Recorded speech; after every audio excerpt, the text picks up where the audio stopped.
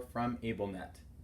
The PowerLink 4 control unit is intended to provide switch access to control electric appliances with basic on-off functionality. The product allows any 1 or 2 switches to turn an electric appliance on or off for various durations. There is a direct mode which behaves as a traditional switch. There is a latch mode which you press once and it keeps it on, and you press it again to turn it off.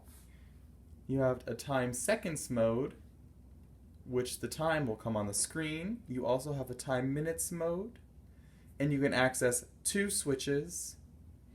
And to understand how many times you have pressed the switch, there is a count feature on the PowerLink.